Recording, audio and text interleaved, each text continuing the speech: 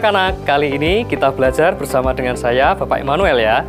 Pada pertemuan ini kita akan mempelajari salah satu materi di kelas 11, yaitu tentang keanekaragaman kelompok sosial dalam masyarakat multikultural. Pertama, kita akan memahami dulu apa arti masyarakat majemuk. Masyarakat majemuk adalah masyarakat yang terdiri atas dua atau lebih komunitas atau kelompok-kelompok yang secara kultural, ekonomi, dan politik terpisah-pisah serta memiliki struktur kelembagaan yang berbeda-beda antara satu dengan lainnya. Masyarakat majemuk sendiri memiliki karakter atau ciri-ciri sebagai berikut. 1. Mengalami segmentasi ke dalam kelompok-kelompok yang secara subkultur berbeda-beda. 2. Memiliki struktur yang terbagi dalam lembaga-lembaga yang bersifat non-komplementer atau tidak saling melengkapi. 3. Kurang dapat mengembangkan konsensus tentang nilai-nilai dasar. 4. Relatif sering mengalami konflik. 5. Secara relatif, integrasi sosial tumbuh atas dasar paksaan. 6. Adanya ketergantungan ekonomi atau politik.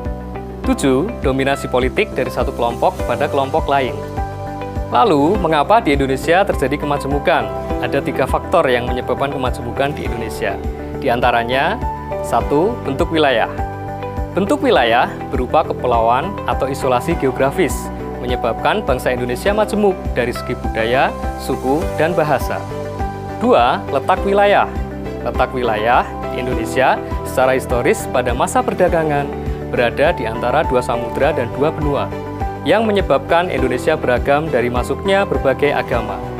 3. Variasi cuaca dan struktur tanah.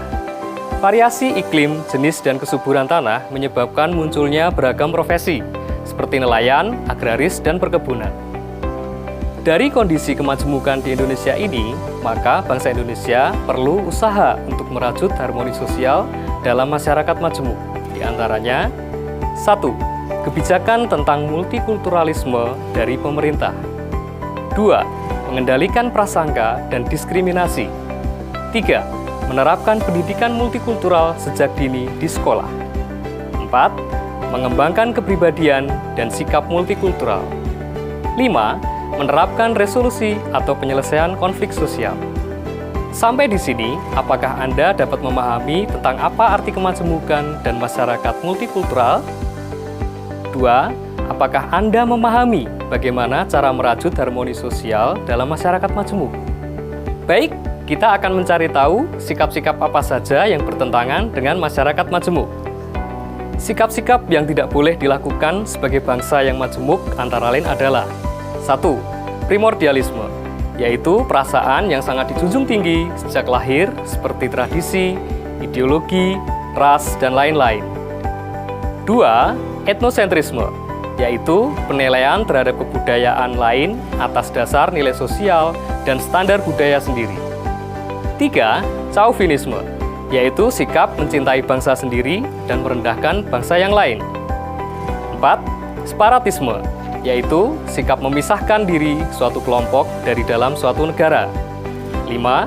Rasisme, yaitu sikap yang menganggap rendah suatu ras terhadap ras yang lain.